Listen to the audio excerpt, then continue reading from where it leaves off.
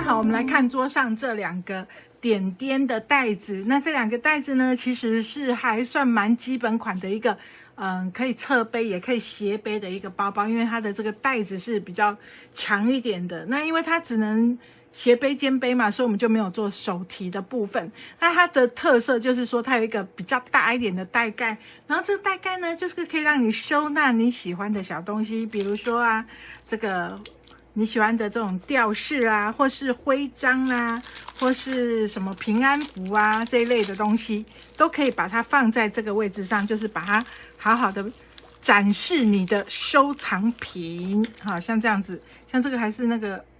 這是我女兒還蠻喜歡的那個卡比，好，然後我自己是喜歡像這種那個什麼，這個是阿朗基，好，就可以把它放在這裡，然後去收藏你的這個東西。哎，這個要放後面，這裡有點擠，好，像這樣子，那你就可以常常換你的這種喜歡的東西。然後還有一些人會有用那麼徽章啦，或是比較扁一點的那種卡。那個小玩偶或者是卡片，我們都可以收在這裡，帶它出門。那本身打開呢，就是一個這個拉鏈袋。那這個拉鏈袋呢，就是打開之後，裡面還有兩個這個內袋是中間分開的，前面也有兩個內袋是中間分開的。當然，如果你不想要分開，也可以不要去車中間的分隔線，那你就可以不用分開。那分開的話呢，就是可以。手機你就可以直立放，或是什麼東西你可以那個濕紙巾啊什麼你都可以直立放。那它的寬度可以收納長夾，長夾是可以橫放的，像這樣子。然後裡面當然你的東西，鑰匙啊還是什麼東西，那個你就可以分類這樣子放。然後有拉鏈可以直接把這個袋蓋呢給它蓋起來。那為什麼這一咖沒有做磁扣呢？因為加上了塑膠墊之後，它的重量會變比較重，袋蓋就比較不容易翻起來，所以我們不加磁扣也是 OK 的。然後它的這個後面還有一個後袋，哈，就是你可以放其他的東西。那後袋我就是整塊就變成沒有間隔的，你可以比較大型，像我有時候出門會帶那個折傘，你知道嗎？或者是那種扁的梳子，我們就可以收在這裡，好拿好放，就很方便。那厚度呢，就是上窄下寬，讓它的體積不會太大，可是呢容量又不小。所以呢，我現在做的這兩個顏色，紅色跟這個綠色，都是屬於比較夏天、比較清爽一點的感覺，好。然後一樣是有這個兩個前袋，然後有內袋的一個袋子。那我們就要來做這一咖。那當然它的這個袋口呢，我這次做的這個拉鏈就不是在最上面，這樣子呢蓋起來的時候就不會看到這個東西凸出來。好，我們現在來做這一咖袋子，我們來介紹一下它有哪些材料哦。來吧，那我先把提袋的部分呢先車起來。然後我們有什麼東西？這是側邊上窄下寬的側邊，還有這是拉鏈的裝飾布，這是口型環的布料，有2條。然後這是滾邊，然後這是這個袋口布，就是這個塑膠片的這個袋口布。然後呢，這是袋蓋，好，有表布裡布各一片。然後這是前後2個外袋，然後還有袋身本身。然後呢，還有這個裡袋身的部分有。里袋的这個裡面的口袋哈，里袋身裡面的里袋，還有這個是什麼東西嘞？就是拉鏈布跟這個袋身上面接了一小條的這個本布的顏色，會感覺更精緻一點。好，所有材料是這樣，再加上一條拉鏈，這樣就是全部的材料了。我們就來開始做嘍。好，那這個袋子呢，難度不高，但是雜七雜八的東西卻不少。比如說像口型環布有2片，我們就來車它。那我們的提袋的做法就跟這個差不多，只是這個前後我有先把它收尾。那如果前面收尾的部分你們要看怎麼車，你們去看前面幾篇我應該都有教到哈。然後呢，基本上就是把它對折車起來就可以了，像這樣子，好，把它車起來，對折車一車，然後就。那個掐過去，那這口型環的布料啊，跟那個這個很多都是後來要備用的，只是我們都是先把它車起來，好，這樣等一下在組合的時候就會很快，而且呢，你在組合的時候的這個思緒啊，比較不會被打斷哈，熊會忘記這個該怎麼哪一片該接哪一片。如果你用半途來車這些小配件的話呢，你就會熊的哦，就想不出東西要怎麼做哈。好，像這樣子，先把它車起來。那我們可以先把口型環套進來，好，先把它車固定。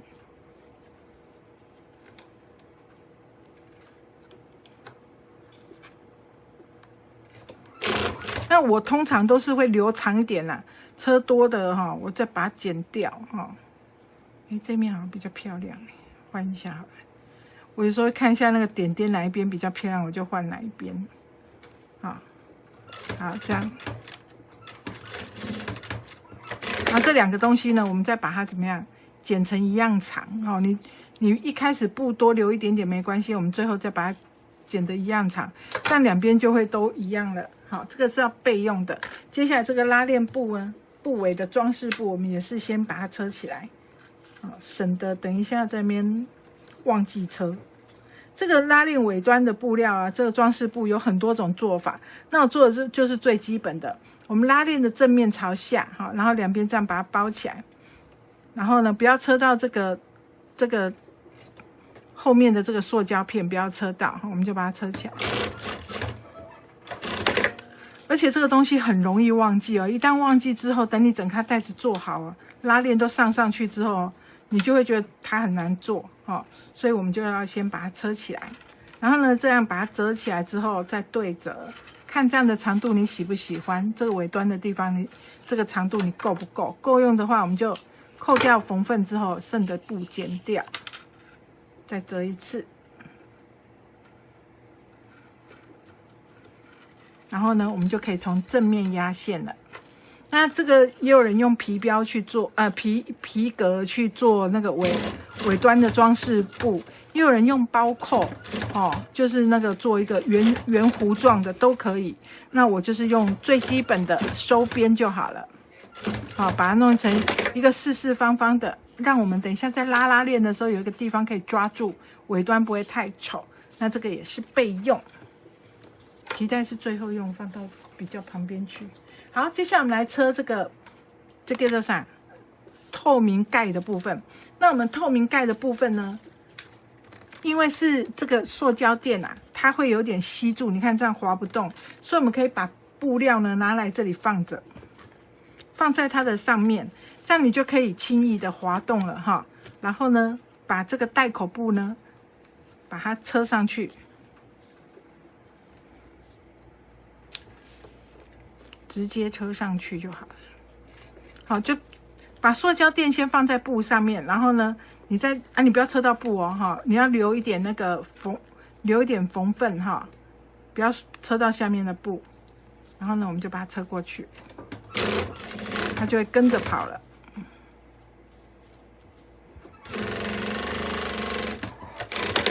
然後再來滾邊，把它這樣子折起來，好，把它包起来。這袋口布就很簡單了，就是把這個上面這個塑膠墊呢的那個邊邊把它包起來，哈，才不會醜醜的。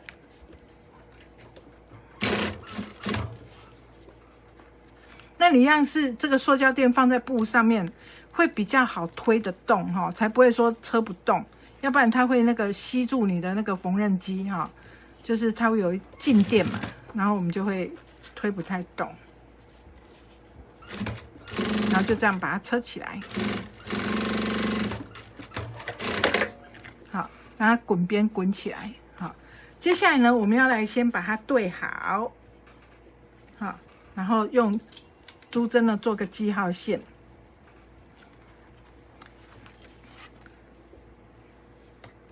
然後呢，再把中央線找出來。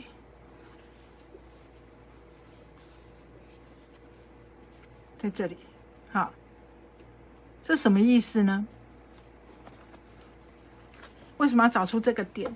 就是我們這個方向，因為我有加了一個布標在裡面，這樣才不會整個大蓋子啊。如果你東西沒有放的時候，它看起來蠻無聊的。所以呢，我就會把這個什麼布標車在裡面，好，那把布標車在裡面，就是要讓它能夠看得到啦。所以就是大概在這個位置。然後把它放上來，我們就可以先車起來。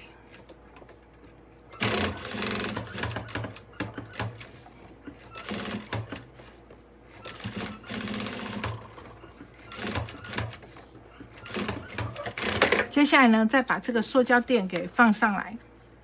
那塑膠墊放上來的時候，你也可以順便把裡布3層一起放上來。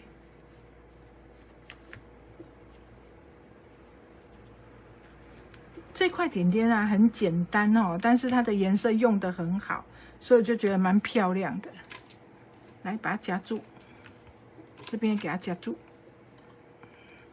那這個塑膠墊呢，我們最好就是不要用什麼，不要用珠針啊，才不會有那個線啊。然後找一張紙張，哎，我之前的紙張呢，找去對，來就這樣，哦，把紙張呢墊到這個上面來。然後把它壓線，因為你不墊的話，你就要換那個壓腳哈。如果你不想要墊一張紙一起車的話，你就換那個塑膠壓腳哈，比較車得動。啊，結果現在線跑起來了，穿一下線哈。就是說，你如果沒有換塑膠壓腳的話，你就是墊一張紙，然後在那個壓腳跟布料中間呢做一個緩衝哈，它就不會車不動，就不會吃針了。好，來，我們就這樣把它車起來。咦，你幹嘛？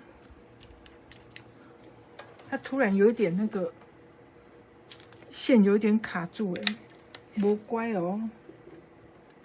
那你在用像这種電開着的狀態下哈，你在用這個針的時候，你腳要離開踏板，才不會說不小心踏到哦，那真的蠻恐怖的啊。所以我們在整理線的時候呢，要麼你就是把電源切掉，要麼就是腳一定要離開踏板，好，不要說腳在踏板那邊不小心踏到，你的手就遭殃了哈，多了好幾個洞。好，來，我們就這樣跟着這張紙哈的邊邊這樣車，啊，不用車得很美沒關係，因為我們現在只是稍微固定一下而已。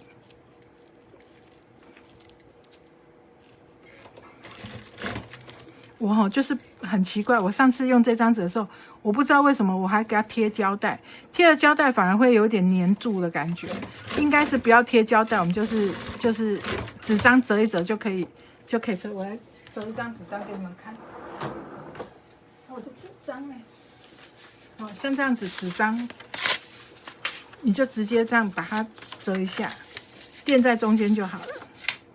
它就反而很好車，就不會吸住，有沒有看到？我本來想要做一個比較厲害的，然後我還貼了這個膠帶，哦，它就反而會粘住了，這樣反而不好用哦。所以不要自作聰明，多此一舉，畫蛇添足。你看這樣都不會，就算你沒有壓腳，沒有換壓腳，也可以很輕易的把它固定上來。好，接下來我們來車什麼東西呢？我們要來滾邊了。好，那滾邊的話呢，我們檢查一下說這個弧度兩邊有沒有對齊，再來滾邊。那滾邊的話呢，通常我們這個滾邊的長度不會減。那個布料哈，我們不是用那個很多布料去浪費布料，說把它一條都沒有剪接哈。你如果都沒有剪接的滾邊呢，你布料必須要用很多，就是很浪費布啊。所以我們的滾邊常常都會需要接。那接的時候，我們滾邊要剪的是斜布。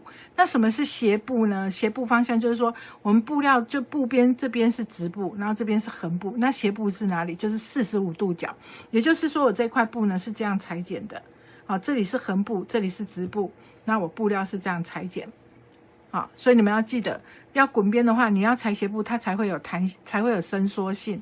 那裁剪完之後呢，這個旁邊的邊邊會長這樣，不要去把它剪齊哦，因為我們這個要來接它的時候才能接，像這樣子，把它疊在一起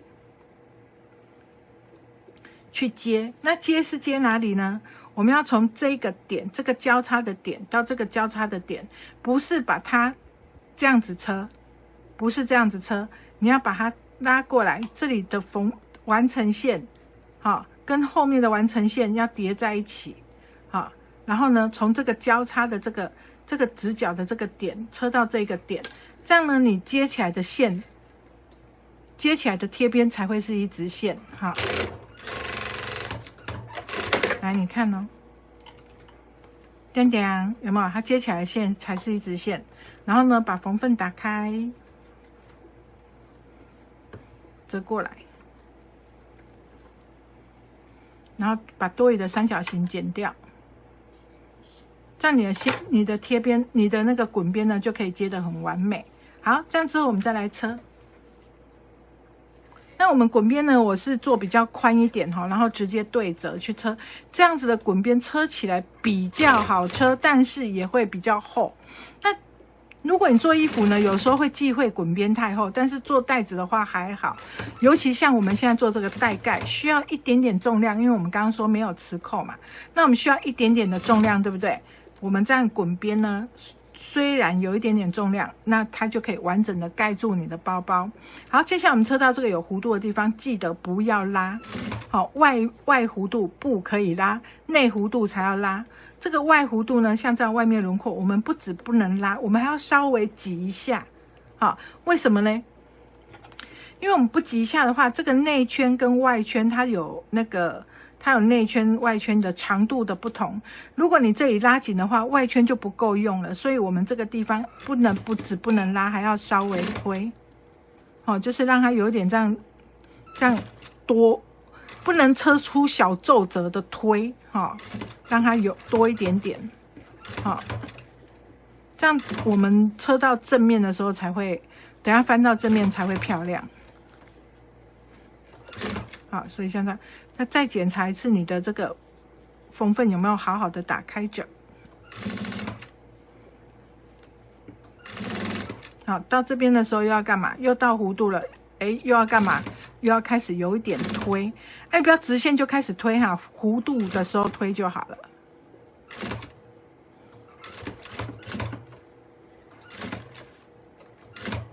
所以你要記得外推內拉哈，這個滾邊的地方就是這樣。外弧度要推，內弧度要拉。那直線呢，就是平，外推內拉，直平哈。乾脆來弄個口訣，可能會念的比較，會記得比較牢，對不對？好，這樣把多餘的滾邊剪掉，然後呢，再把多餘的縫份把它剪齊一點。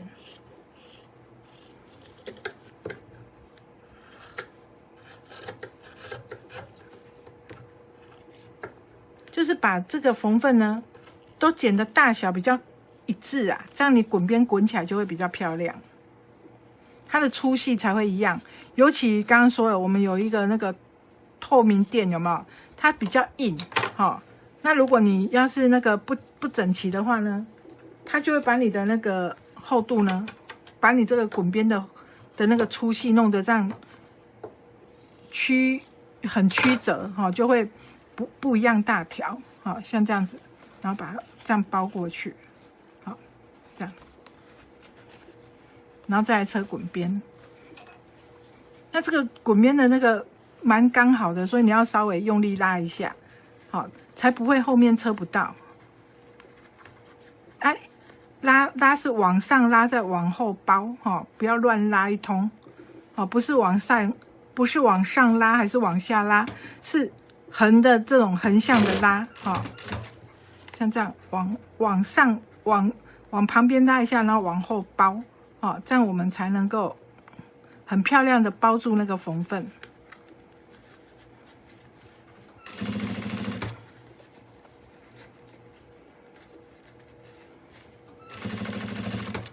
就慢慢車就好了，這個東西就是快不得啊。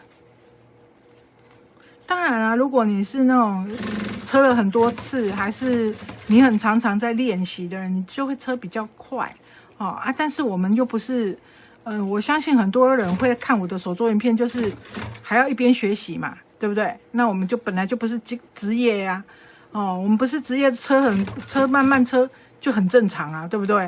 如果我們是可以隨時都可以車很快，我們就去做那個行業啦，對不對？好，所以我們就是不要給自己太大壓力。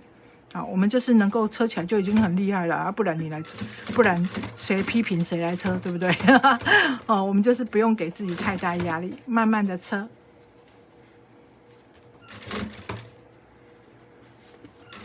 這樣我有沒有算很會鼓勵人？對不對？好，車到上面之後呢，我們就慢慢的收邊，收上來之後，把橫線的最上方這裡也把它車起來。下來呢，我們就把這裡對折起來之後，我們就幹嘛？把中央線剪出來，這樣我們的帶蓋就車好了，對不對？好，接下來我們就要來車下一個步驟嘍。好，接下來我們來車這個外帶跟裡帶的部分啊，因為總共有3個，正面有一個前外帶，後面有一個後外帶，裡面又有一個裡帶。那我們的這個外面的這個帶子呢，都是表布加上裡布，好，所以就是上面的帶蓋要給它車起來，像這樣子來給它對好，之後帶口就把它車起來，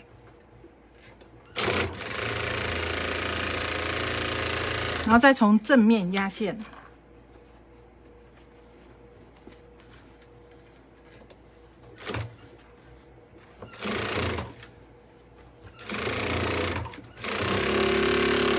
這樣，好，那第二個也是一樣，帶口車起來之後，從正面壓線，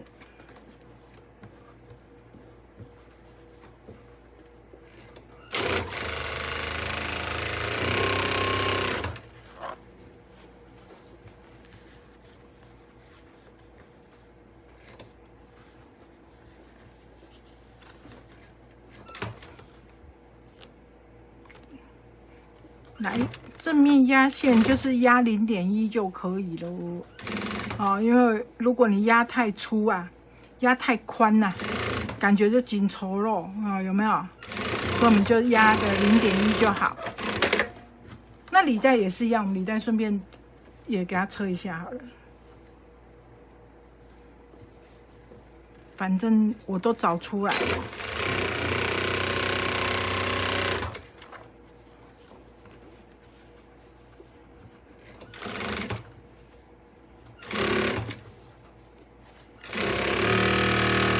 好，接下来我们就要來做那個記號。你記不記得我剛剛裡帶啊是有那個中間是有隔間的哈？那我們就是中央線先做出來之後，再把這個線給連起來，連成一條線。這樣呢，等一下我們就可以把這個拿來當分隔線。那如果你不想要分隔線也可以哈，你就不要去車中間的這個分隔線就好了，很簡單啊。沒有那個一定啊，如果你想要把它分成3格也是可以哦，好，就隨便你愛怎麼分就怎麼分。這個口袋的這個寬度大小其實就很看個人，就看你自己想要多大，這個沒有規定的，就是完全依照你自己的需求哦，不要很死板說啊，我哪一個一定要怎麼樣，這世間沒有代誌啊。哦，咱的除了講袂使做歹代志，盡量賣做，講的好像偶爾會做一下。人說你說完全不做壞事哈，那種小奸小惡，勿以惡小而為之。但是偶爾啦，偶爾還是會有時候像我會調皮一下啊，開玩笑什麼的，那也是算一種小惡。好啊，但是我們就是有一些像這種比較克制，我們可以按照自己隨心所欲的東西，就不要太拘泥於說我非要怎樣不可哦，我一定要。跟人家都一模一樣，也不需要哈。就是我們都是獨立的個體啊，每個人都有不一樣的權利哈。所以我們就是不一定說哦，我非要這樣。那當然，如果你覺得我的想法很好，跟我的一樣，那當然就是很歡迎啊，我們就一起做。好，我們這個外帶呢會比裡帶寬一點點，我們就是把它怎麼樣，旁邊稍微收進來，讓它有點蓬度。等一下我們完成的時候呢，它的這個外圈呢會比較漂亮。就不會 K 住。好，到這邊需要中間分隔的時候，我們就來給它上。那我們就是先用那個珠針夾住哈，然後就可以直接車過來，然後再回來，這樣中間就有分隔了。所以如果你要分成3格、4格、5格、100格哦，也都是一樣，啊，就是這樣把它車起來就好了。那就是記號線先畫。好，就這樣讓它外面的口袋有點這樣凸凸的，好，等一下整體起來的時候，它那個整個包做好的時候，它會這樣撐住，它就平掉了啊，它就會平了，不用擔心。好，然後接下來後面的口袋也是一樣，要把它車上來。那後面的口袋我就沒有隔間了，但是中央線還是要給它做一下，才不會歪掉。那你在車這個的時候，你要注意，如果你真的比如說剪布的時候不小心剪歪哈，那你至少這個地方要水平，好，就是不要讓它歪掉，好，要水平，這樣才不會太醜。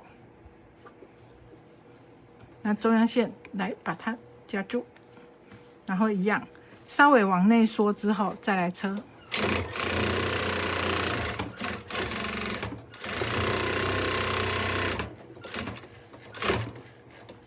好，這邊也往內縮，每邊都只要縮一點點就好，不要縮很多哈，因為你縮很多的話，它會多太多，它整個袋子就太往外了。那如果你真的很擔心東西會掉出來，你也可以自己加磁扣或者是魔鬼氈啊。好，然後履帶呢，我們來處理履帶身的部分。那履帶身這個會比較複雜，是因為我剛剛這個帶口的設計的關係，就是讓拉鏈下沉1公分，好，讓你的帶口呢不會說馬上看到東西。所以我們先來把履帶先車起来，然後再來處理帶口。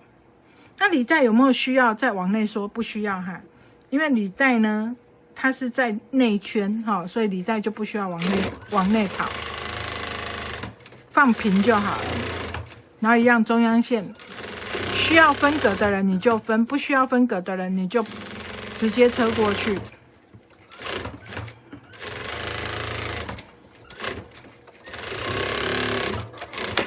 履帶什麼時候需要做多一點呢？就是你打算履帶呢放比較厚一點的東西，比如你自己會把化妝包啦什麼塞在這個地方，那你就可以做厚一點哦，就是把這個分量呢，把這個邊邊往內喬，讓它的空間多一點。那如果一般的話呢，你會放平面的東西，就不用說多做很厚的這個空間哦。所以就是看就。再說一次，就是很看個人。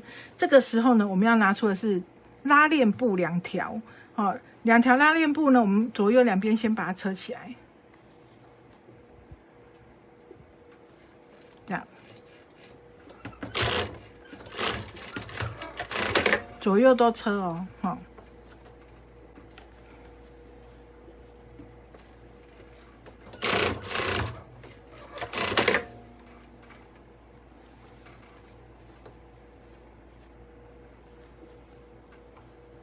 2條都一樣，這個東西有2條哈。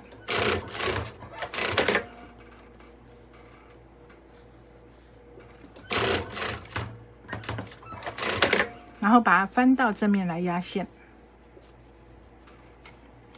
好，一樣哦，縫份先稍微壓住，我們再翻過來。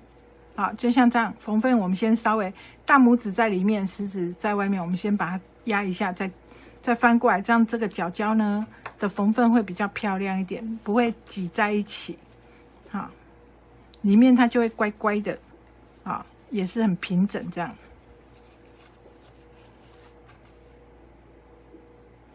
好，接下來呢，我們就把4周給車起來。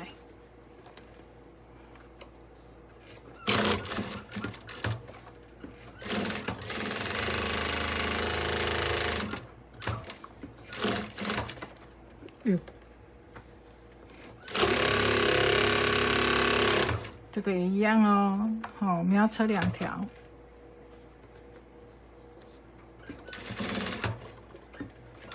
那我一邊有貼布襯啊，我就把它當正面哈。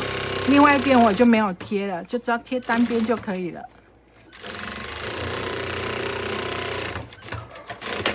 然後呢，這個時候呢，我們就要把它放在哪裡？放在這個帶口的位置上，好，這樣子放在帶口。然後呢，有一個小條1公分的這個東西呢，我們就把它放在上面，然後一起把它車起來。那個1公分的，我在版型上面寫的是履帶身的上，哈，那個1公分的，就把它車起來。這樣它接起來的高度呢，就會跟表布一樣高，好，它會這樣。這個是拉鏈布，這個是履帶身的上面，然後我們就從裡面壓線。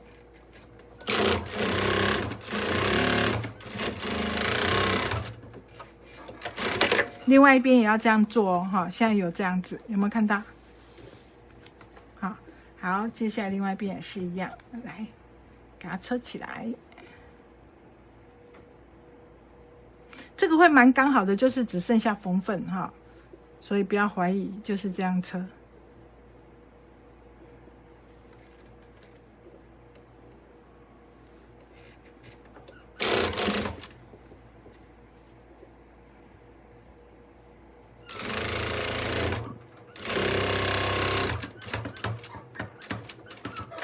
然后再把它压線。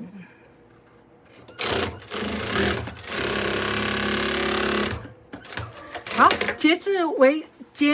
一直到剛剛為止，我們都是在處理帶身的部分哈，裡帶身還有表布，對不對？表布的帶身，還有一個帶蓋，對不對？然後這時候我們就要來車這個，把側邊呢這個D形環布料給放上來了。先把它的中央線做出來，側邊的中央線做出來。然後呢，我們就把 D 形環先放上，那個口型環呢、啊，常常車 D 形環就縮成 D 形環，真這樣放在它中央。為什麼要現在先車？因為真的很容易，你會忘記說一開始我們就有車這個口型環的這個布料，所以我們要先把它車起來固定。之後呢，我們就來跟帶身做結合了。好，那做帶身做結合之前，你也不要乾脆就先把這個什麼，這個叫什麼鬼啊？帶蓋啊，先把它車起來，免得等一下也忘記，連這麼大的東西都有可能會忘記，真的。我們就把它車起來，可以這樣子，它就已經有帶蓋了。這時候我們來把帶身呢，先側邊呢，先來剪牙口。好，那剪牙口就是我們先對着，然後我們看中央線在這裡，這個弧度會剪牙口，我們就先把牙口先剪出來，等一下比較好車，因為你現在還可以兩邊折起來一起剪牙口，有沒有看到？好，然後這邊也是一樣，對稱的地方也都要剪，就是這個弧度的地方啊，就先把剪牙口剪出來。以前我都會車到那邊才剪啦，那現在既然知道中央線在這裡，然後這裡明明一定等一下會剪牙口，我就乾脆先剪起來，好，然後這個時候呢，我就可以怎麼樣？先把中央線對好，用強力夾夾着，然後呢，我就可以開始車了。像這樣子，我就可以開始車。然後呢，車的時候我就可以稍微先對一下這個弧度，我大概鬆分要留多少，這樣我就一目了然啦。因為我先剪牙口了嘛，所以呢，我就很容易去對這個弧度。因為呢，這個側邊呢，它是上寬下窄，所以我們要盡量很完美的把它收在這裡，不像以前是直的，有直的呢，以前我會分兩段式，有沒有？就是車到那邊剩的剪掉還是幹嘛的？那因為這個是上寬下窄，所以我們就會用比較仔細的方式去核對它的長度。好，所以車到這裡的时候，我就會改就多嘛得修淡幾嘞，然後呢，這邊先對一下，夾住，然後再來看這個弧度，我要抓多少鬆分，這樣子去做一下調整。您剛才其實啊，就是說你們常常車啊，就會知道說，有時候你之前車不好的地方在哪裡啊？需要特別注意的是哪裡啊？這樣呢，你就比較不會說車到很挫折啊。那我就是告訴你們說，比較容易這個長度啊，跟側邊長度跟帶身對不起來，這蠻容易發生的。好，那我們用這種方式呢，就會比較好對。好，這邊車完之後換另外一邊，好，我就換前片來。那一樣，中央線一定要先對準。好，你只要中央線沒對準，你的帶子完成之後就會歪歪的，啊，就看起來就不漂亮啦。所以我們就要盡量把它對好。對好之後，就從上面開始車。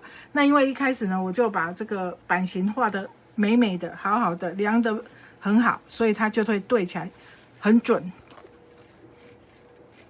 所以你們在畫版型的時候啊，也是要好好的去我們之前都有賣那個軟軟的尺，有沒有？可以讓你們去量弧度，不然你也可以用那個捲尺啊。那個我們之前不是有那個德國捲尺嗎？它上下都有刻度哈，像這樣子，哎，它這個上下都有刻度，所以你在對弧度的時候很容易看清楚，說它的那個幾公分，就要把它量清楚哈，然後再來裁剪。好，版型就是該注意的地方還是要注意一下哈。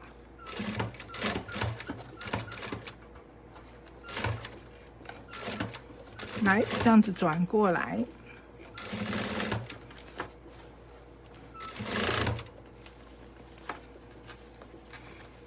就是其實這個袋子真的難度不高啦，但是它就是零件多哈，配件多。那基本上還是說，這個袋口那邊那個拉鏈啊，內線哈往內縮的關係，所以就會覺得那個裡部的地方好像比較複雜，但是它完成之後就說真的有較水，哦，真的是漂亮一點。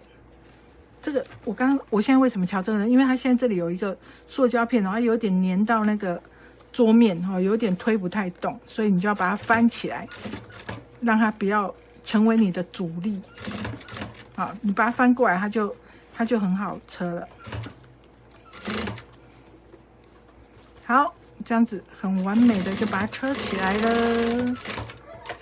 這樣，好，車完之後我們可以把它翻到正面來看一下，應該是沒啥大問題。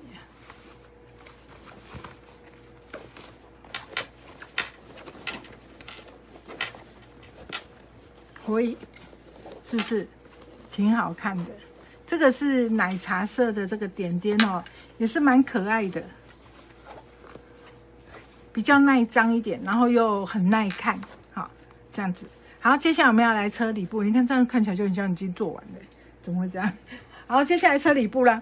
那裡部要車的地方是注意，你不要車到拉鏈部的，不要車到這一塊拉鏈部哈，其他就順便就隨便你車啦。就隨便給它车一车就可以車好，這樣是不是太好笑、太浮誇了？好，中央線哈一樣要先對好，對好之後呢，我們來看一下哪邊要剪那個什麼那個牙口。好，那因為這個比較薄，我們還可以這樣子4層一起剪，更快樂，可以剪更快。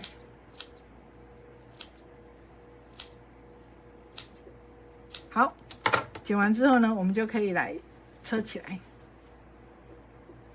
先把中央線先对翘，跟刚刚一模一樣，然後千萬不要車到這個拉鏈部。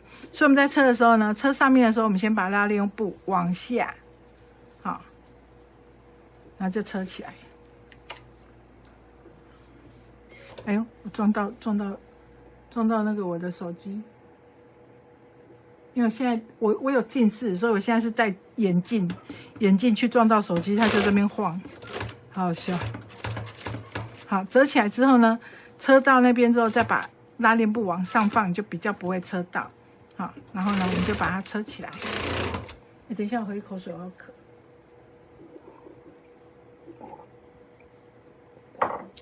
哇，氣泡水，讚！我有陣子我就是這陣子迷上喝氣泡水，喝起來這樣有點嗆嗆的哦，無糖的啦，但是喝起來嗆嗆的很舒服。有些人不太敢喝，就覺得它有個味道。以前我也會覺得，但是現在喝習慣了，就覺得好好喝哦。好，接下來繼續車。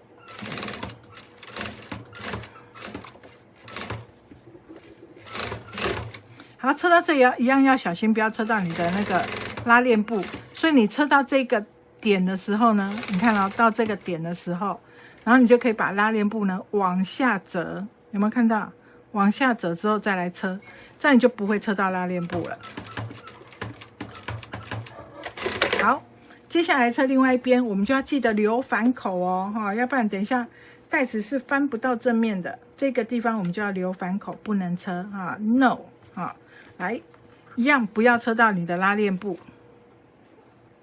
然後就開始車。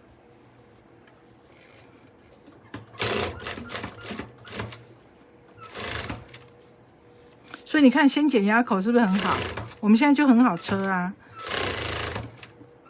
就知道大約位置之後，我們就可以把壓口先剪出來。哎呦，差點忘記留反口哎，還想要車，幸好現在想起來。哇，這樣反口好像會有點小，不管它了。等一下努力翻過來，這邊車少一點好了。剛剛一直想要擼過來哎，真的，怎麼會這樣？哎呦，我又撞到那個手機了。因為我跟裁縫車中間隔着手機，你知道嗎？所以我很容易撞到它。其實，所以為什麼以前我穿針都要穿很久啊？我就是不是以前，現在也是穿針穿很久的原因，就是因為我要離得有點遠去穿針哦。那老花眼因為離遠呢，根本就是蒙蒙飄飄的感覺。哎，蒙蒙飄飄。哎，琪琪有蒙蒙飄飄啊！不是。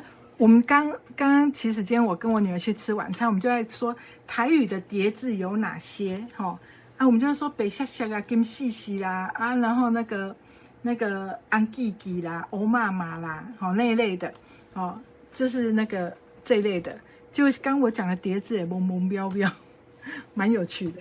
好，接下來呢，我們就把表布跟裡布呢套在一起車了。那套在一起車，你要小心的是，你不要車到拉鏈布，從頭到尾就是拉鏈布車完之後，就很怕你不小心車到拉鏈布，好，所以等一下車的時候，記得要把拉鏈布往下，哈，這樣子。然後呢，我的那個口袋呢，就是裡袋，我喜歡放在後袋身的部分，所以我就要這樣套。那我們車的時候，小心不要車到拉鏈布，要把拉鏈布怎麼樣往下折，然後這樣子車。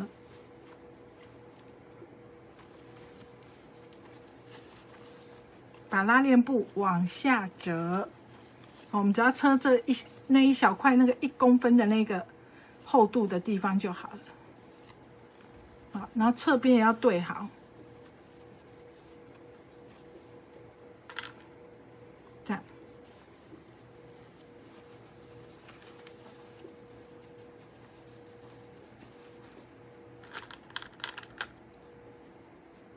所以剛剛這邊我是隨便對一下，只是先看一下，說拉鏈布不要車到哈，然後呢，要把它往下折，這樣子，有沒有？這裡它會翹上來，所以你要往下折。哎，我這鏡頭是不是有點往右啊？我把它往左一點啊，你們不要這樣子，這樣是不是看得比較清楚？好，這個拉鏈布這裡要往下折，好，這樣才不會那個不小心車到拉鏈布。安呢？好，那我們就要來車一圈咯。好，我們從這邊開始車好了。好的。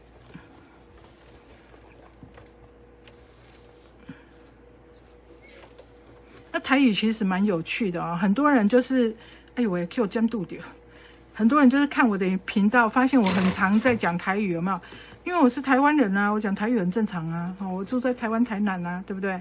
然後講台語就是我的母語，對不對？所以那個大家多多學台語，台語其實是蠻奇妙的一個語言哈，它可以很精準的表達一些那個國語哈。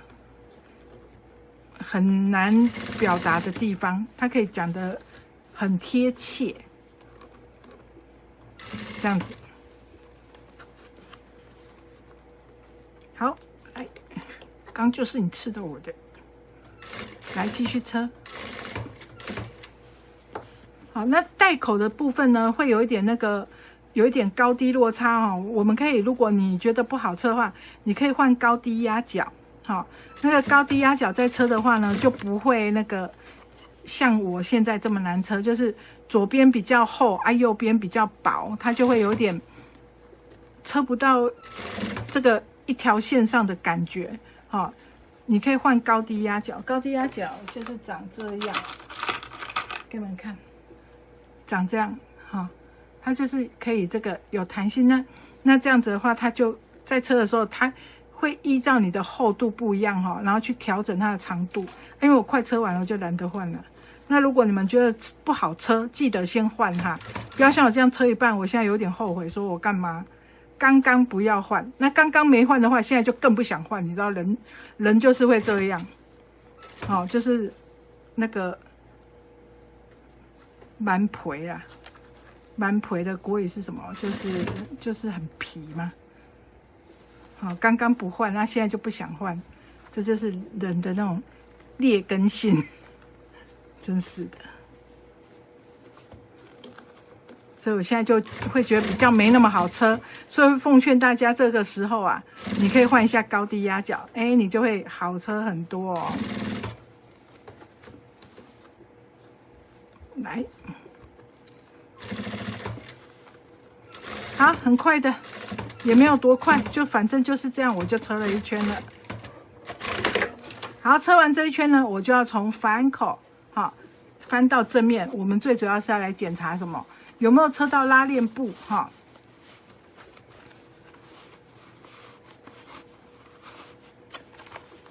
來從反口翻過來，先看看拉鏈布有沒有車到。你看，拉鏈布沒有車到，哎，那就 OK 了，我們就可以把布給塞進，把它看其他的部分有沒有哪裡有問題。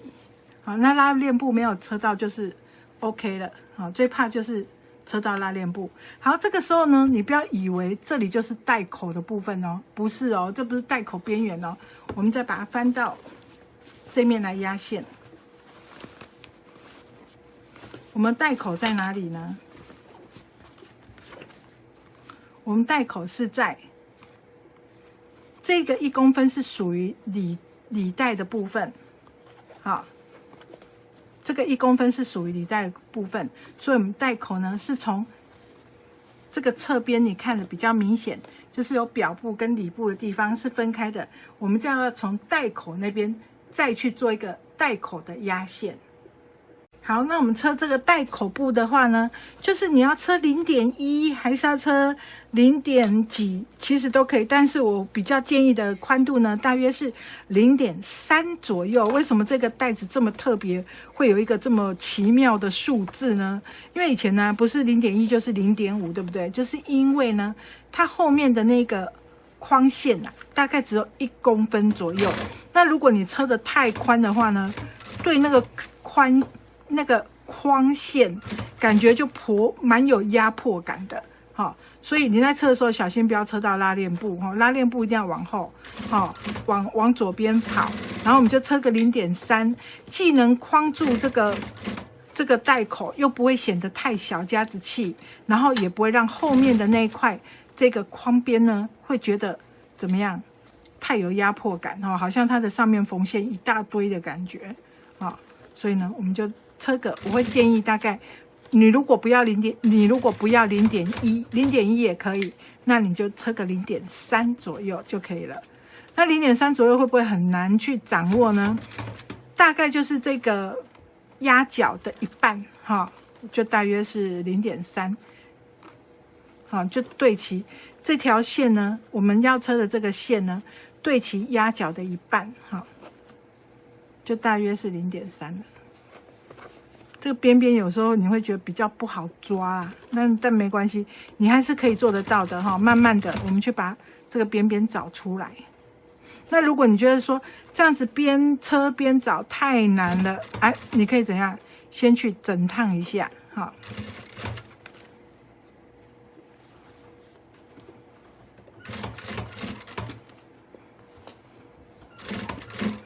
然後慢慢的，我们其實因為這個帶子沒有很大，所以這一圈呢，也不會讓你車很久哦。所以你只要小心不要車到拉鏈布就好了。哎，為什麼千交代萬交代不要車到拉鏈布啊？因為你車到拉鏈布呢，你等一下就不能上拉鏈啦。那我們這個帶子呢，就是要有拉鏈啊。啊，你不要上拉鏈，那你車拉鏈布幹嘛？對不對？所以我們就要小心一點。好，很快一圈就車完了，對不對？檢查一下裡面，就會像這樣子，有一個框邊，然後有拉鏈布，有一個框邊，然後有拉鏈布，這樣就 OK 了。然後我們就把這個反口呢給車起來。幸好剛剛反口小雖小，還是蠻好翻的。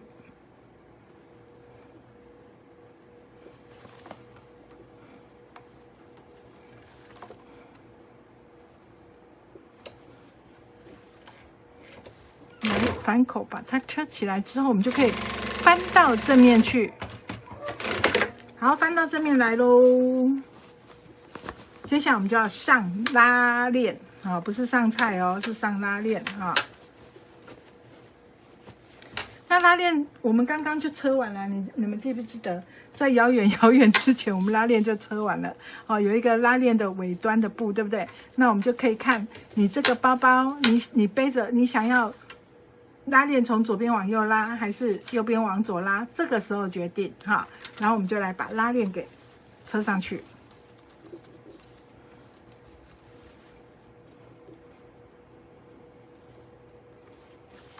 那拉鏈就直接哈，那個拉鏈頭往內折哈，然後就把它車起來。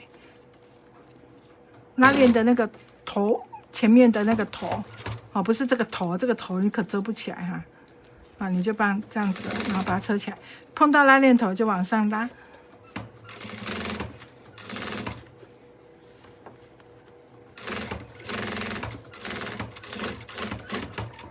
然後在拉鏈的另外這一邊呢，我們做一個記號，好，跟它對等的記號。然後呢，我们就可以車另外一邊了。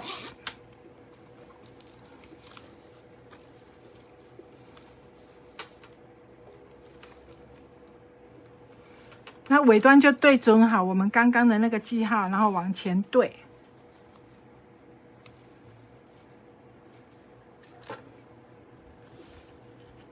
嘿，把它对好。好，对好之後，我們就可以車了。那這個地方呢，會比較好像會有點 K 到拉鏈頭的感覺，但是你只要小心一點哈，把拉鏈頭往後撥。就不會 K 到了，不用太擔心哈。因為這一條的拉鏈我不想要弄得太長哦，剛才幾個尾巴垂在那邊，所以我就是弄得有點剛好，又不會太短。好，等一下跟你們說為什麼哈。好，來，接下來把這個車上來。就是說每次啊，我在做為什麼這個尺寸要做這樣。都是有我自己的考量啦，就是說，我覺得，以使用怎麼樣比較方便，然後又好看，然後又實用哈為主啊。我比較不喜歡那種做的很剛剛好，然後看起來很美啊，卻很難用啊。那你就難用，你就不會想常常拿那個包哈，啊，就不猜他剛剛那走，對吧？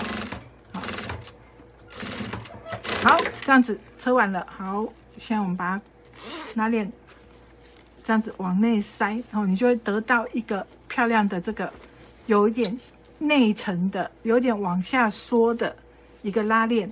那為什麼不要做前後也擋住呢？就是拉鏈可以剛剛好，因為其實少一寸它拉鏈就會剛剛好長。那為什麼不要做剛剛好的長度的拉鏈呢？來，我跟你講為什麼哈，就是說。我們現在這個拉鏈，我們現在這個包包是有點厚度的，我是可以放長夾的。如果我的拉鏈就是到這邊左右兩邊我都收齊，確實這個旁邊會比較漂亮。但是呢，我的拉鏈就只能拉到這裡，接下來就這裡就打不開。也就是說，我放東西的時候呢，會比較不好放。但是我多了1英寸長的拉鏈，我就可以把拉鏈呢全部打開。那我要放東西、找東西，是不是好放很多？我最後要關的時候，我只要把這個拉鏈尾這樣拉着關起來，往內一放就好了。我的袋子呢，還是一樣工工整整的，但是呢，我在拿東西還是在放東西，就好放很多。好，這就是為什麼。好，最後的步驟就是我們要幹嘛嘞？我們要來把這個提袋呢，這個背帶給它車起來。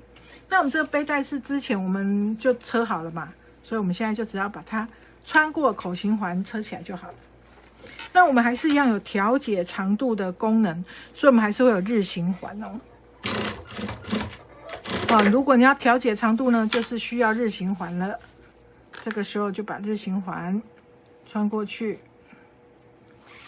然後再穿過去日的另外一邊。然後再穿過口型環，再回來日的中間，這樣它就可以調節了。